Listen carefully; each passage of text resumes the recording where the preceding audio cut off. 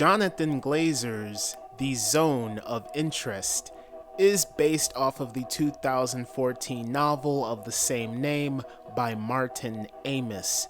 This film tells the story of a family who lived next door to the Auschwitz concentration camp in 1946.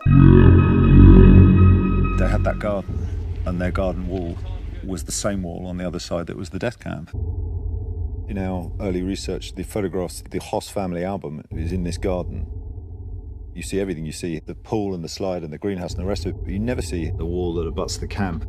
There were no photographs of the wall in the camp? No, from this angle, there is no photographs. He would have had his back to that.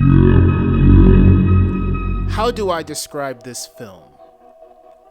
Let me say this. Jonathan Glazer is a visual storyteller. When you watch his films, he tells a visual narrative.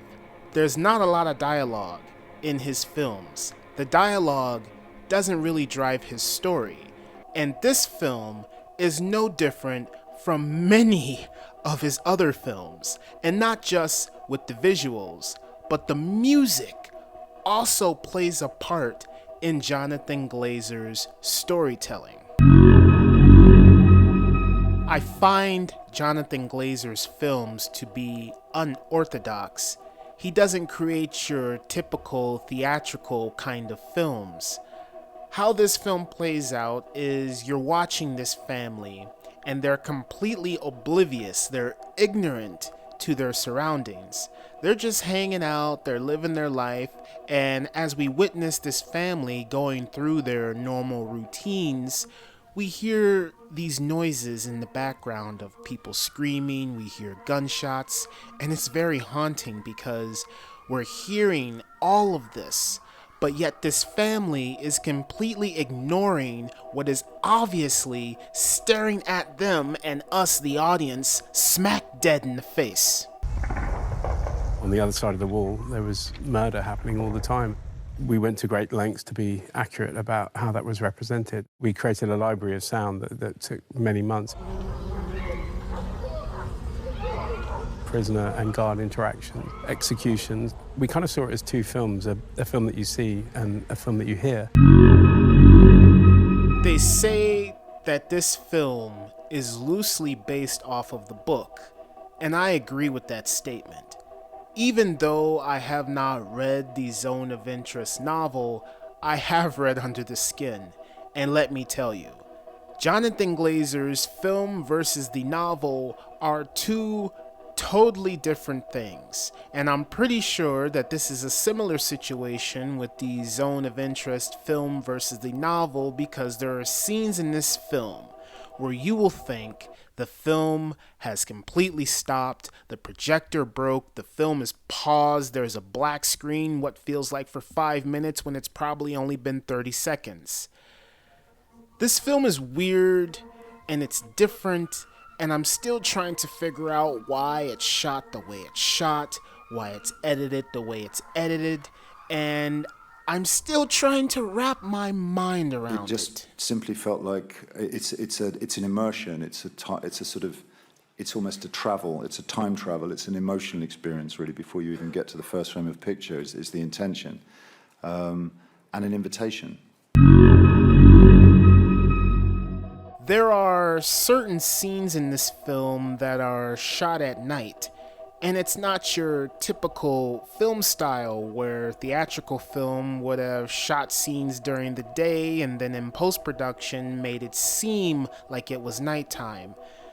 These night vision scenes, as they call it, have a documentary film style to them where it makes the film feel more realistic.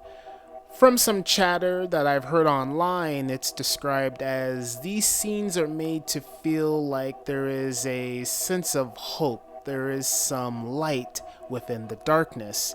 And I do have to say that the night vision scenes are breathtakingly beautiful with what the director captures on screen. It makes sense within the narrative while also giving us some visual flair. There was a time when I really personally didn't want to continue with this project because of its perpetual darkness. I was looking for something other than that, because there is something other than that in human nature, even in these moments, in these contexts. There is goodness. She's based on a real woman who I met when she was 90 years old. The real Alexandra passed away days, weeks after John met her, and she told her story, which was transcribed, and the film is dedicated to her memory at the end. While you are experiencing the zone of interest, you will be watching scenes that have haunting musical scores attached to them that will make you think, is this a horror film? Where's the creature? Is there a monster about to pop out of some sort?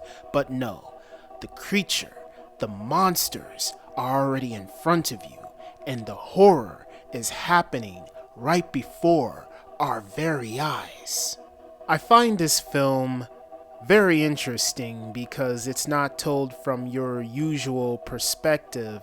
It's a completely different kind of film that is told through images and music, and I assume that your casual moviegoer wouldn't be into this kind of film, and I completely understand that because there are parts in this film that I still don't understand, and so I think that this film deserves more than one viewing. It definitely deserves a second or third watch in order to fully comprehend the narrative. That's all I have to say. My question to you, however, is about the first few minutes of the blank screen and all of the noise. Tell me, what does that mean?